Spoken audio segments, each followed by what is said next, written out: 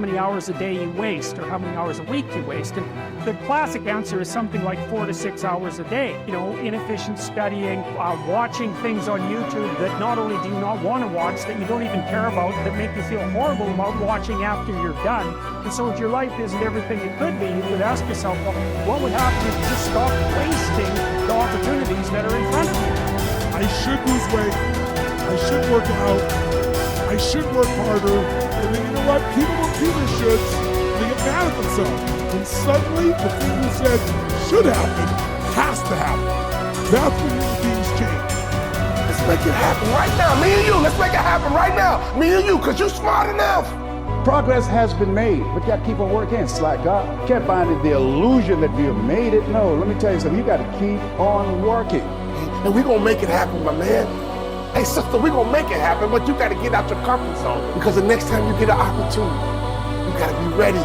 Because we're turning dreams into reality.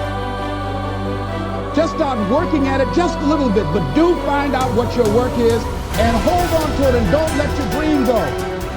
Don't let it go. Unless you've made some major mistakes in life, you haven't started living yet. So a lot of people, if you've never made any major blunders, made some major mistakes, lost some serious money, taken some serious risks, you haven't started living yet. Going through life quietly, tiptoeing safely to an early grave? No, no, no, no. You got to take some chances. You want to bring some adventure to your life. This is the time to stop and decide what direction you want to go in. One of the best things you can do in your life is to change. Maybe on the page of your story right now, you see nothing but failure. When we read your story, what do you want us to see? That you was another failure? What do you want us to read when we read your story? That you quit? What do you want us to read when we read your story? That you gave up? That you threw in the towel? But here is what we're going to do. We're getting ready to turn the page, because when you turn the page, you're getting ready to write a new story. Now is the time where you're going to begin to open up your mouth and declare that I'm going to build a legacy. Waste no more time arguing what a good man should be. Instead, be one and leave a lasting legacy for the next generation. This legacy should not be measured in material wealth, but rather in the strength of character and faith that you pass on.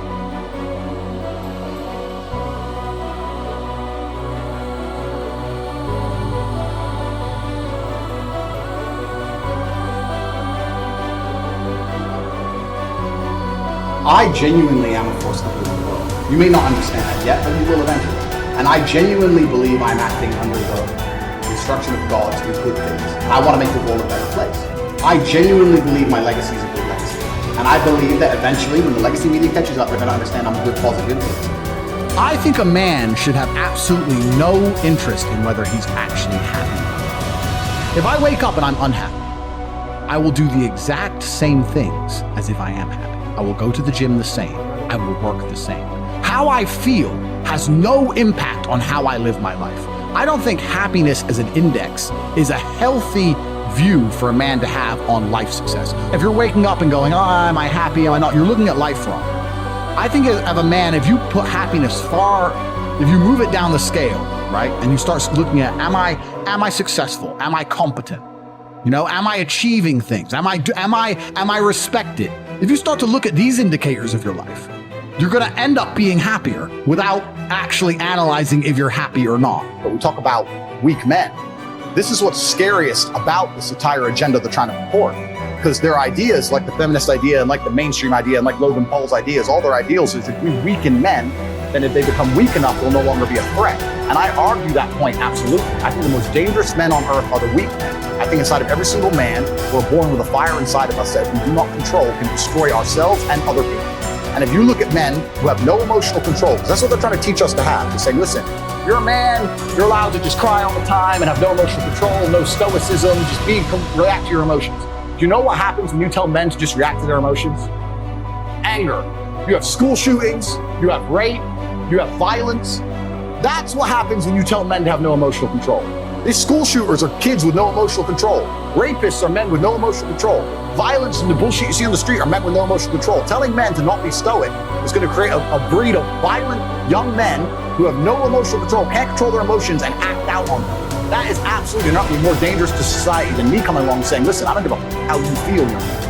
It doesn't matter how you feel. You have duties and you have responsibilities as an adult. You must comply and act a certain way regardless of how you feel. That is better for society as a whole, especially as I'm only teaching the tenets of, listen, go to the gym anyway. Doesn't matter. Don't feel like it. Go anyway. Listen, your girlfriend left you. Your heart's broken. You're not allowed to stalk her. She doesn't want you. Get the over it. What I'm saying is good for the world. They're saying, no, act out your emotions. Cool, you're creating stalkers, rapists, and school shooters. These people are fucking dangerous. Knowing yourself is the beginning of all wisdom. Simplify your life. Don't waste the years struggling for things that are unimportant. Don't burden yourself with possessions. Keep your needs and wants simple and enjoy what you have. Don't destroy your peace of mind by looking back, worrying about the past. Live in the present. Simplify. Our life is what our thoughts make it. Do every act of your life as if it were your last. In a word, your life is short. You must make the most of the present with the aid of reason and justice, since it is possible that you may be quitting life at this very moment. Govern every act and thought accordingly. Adapt yourself to the life you have been given and truly love the people with whom destiny has surrounded you. If you accomplish something good with hard work, the labor passes quickly, but the good endures. If you do something shameful in pursuit of pleasure, the pleasure passes quickly, but the shame endures. A musician must make music, an artist must paint, a poet must write, if he is to be ultimately at peace with himself. What a man can be, he must be. I will keep constant watch over myself, and most usefully, will put each day up for review. For this is what makes us evil, that none of us looks back upon our own lives. We reflect upon only that which we are about to do, and yet our plans for the future descend from the past. Excellence is never an accident. It is always the result of high intention, sincere effort, and intelligent execution. It represents the wise choice of many alternatives. Choice, not chance, determines your destiny. All human beings seek the happy life, but many confuse the means. For example, wealth and status, with that life itself. This misguided focus on the means to a good life makes people get further from the happy life. The really worthwhile things are the virtuous activities that make up the happy life, not the external means that may seem to produce it. Mark how fleeting and paltry is the estate of man. Yesterday an embryo, tomorrow a mummy or ashes. So for the hair's breadth of time assigned to thee, live rationally and part with life cheerfully, as drops the ripe olive extolling the season that bore it, and the tree that matured. Spend your brief moment according to nature's law, and serenely greet the journey's end as an olive falls, when it is ripe, blessing the branch that bare it, and giving thanks to the tree that gave it life.